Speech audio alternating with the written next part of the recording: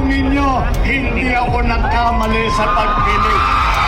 70 record closing highs so far for the Dow. Blasting through a ceiling. In a record-setting IPO. In other business news, the Philippines became Southeast Asia's fastest growing economy last year. The United States approves the sale of $5.58 billion in F-16 fighter jets to the Philippines.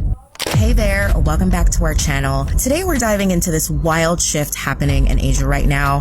And no, I'm not talking about China or Japan. I'm talking about the Philippines. And if you're new here, make sure to hit that subscribe button and drop a comment letting us know what global trends or emerging markets you want us to cover next. This country that everyone's been sleeping on is suddenly making some serious moves. In other business news, the Philippines became Southeast Asia's fastest growing economy last year. They went from being this struggling island nation that people barely talked about. He wants to get her kid's school, but he got no money. It only eats around 13 to 16% of the gross sales, but now 20% na talaga. When I started volunteering, I remember there was one woman who had 18 children. When those 18 children became adults, we introduced them to contraceptives, and now they have fewer children. To becoming this quiet force that's getting everyone's attention. Before we dive deeper, let me just give you a quick Philippines 101. We're talking about an archipelago with over 7,000 islands and about 100 million people. And it's been through a lot. Spanish colonization, American rule, Japanese occupation during World War II, and then the whole Marcos dictatorship thing. So yeah, they've had their fair share of challenges, but that's what makes their current trajectory so impressive.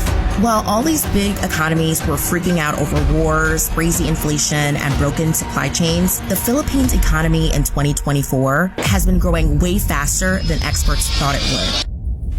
We're talking about 6.5% GDP growth. That's more than double what the U.S. is seeing right now. In the latest World Bank report, they call the Philippines one of the most dynamic economies in the East Asia region. And it's not just some lucky break. They've been putting in the work. Their president, Marcos Jr., the son of the former dictator, has actually been pushing this Build Better More program that's continuing what the previous administration started.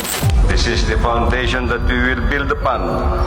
As the President pronounced, we must keep the momentum and aspire for Build Better More, PBBM, and faster. We ramp up annual public infrastructure spending to 6% of GDP, consistent with the Build Better More program. We will incorporate the elements of sustainability. They've got these massive infrastructure projects happening all over the place. We're talking about bridges, highways, airports, the whole deal. The Metro Manila subway, that's a $7 billion project that's going to change how millions of people commute every day. The new Manila International Airport, a $15 billion game changer that'll handle somewhere around 100 million passengers a year. Consultant for the San Miguel-led New Manila International Airport project in Bulacan, one of the largest and most ambitious infrastructure projects in the Philippines. These aren't just plans on paper. Construction is happening right now.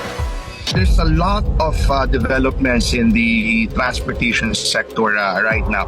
Under the leadership of Secretary Jimmy Bautista, we will start with high-impact projects that will continue to improve the transportation system throughout the country. And it's not just in Manila. They're building tech hubs all over the islands. There's this place called Clark, which used to be a U.S. Air Force base, that's now turning into this futuristic smart city. And Cebu, it's becoming the next big IT outsourcing capital. It is certainly an Asian country, but it's probably also one of the most westernized in terms of culture Asian countries in the world. Plus, they've got this young, super educated workforce that's ready to take on anything. Did you know that the Philippines produces about 500,000 college students every year? And get this, a huge chunk of them are in STEM fields. Science, technology, engineering, and mathematics is very important because it pervades every part of our life. Which is a massive competitive advantage in today's global economy. Explore,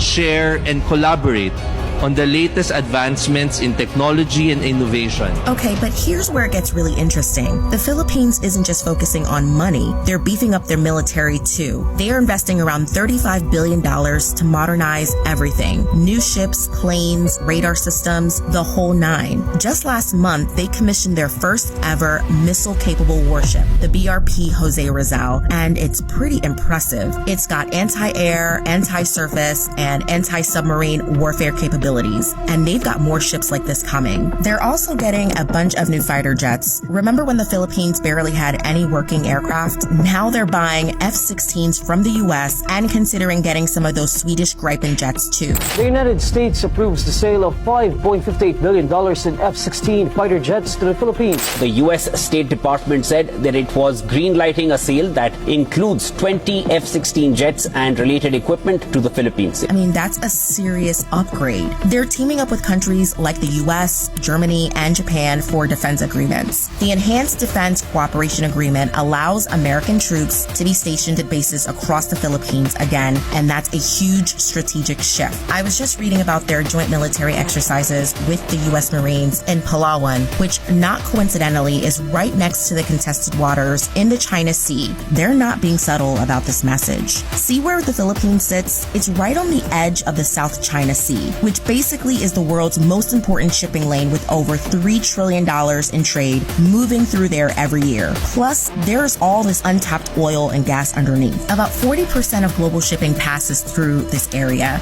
We're talking about everything from the iPhone in your pocket to the clothes you're wearing right now. It's that important. So when Chinese ships tried to move in on this place called Sandy Cay, the Philippines did not back down. They sent their own patrol boats and called in their new partners. Taking you through a very interesting visual that's come in of a face-off between China and Philippines on sea. The Philippines' allies expressed grave concern over China's recent use of water cannons in a side-swiping maneuver against a Philippine vessel. A China Coast Guard ship reportedly fired water cannons and sideswiped a Philippine Bureau of Fisheries and Aquatic Resources.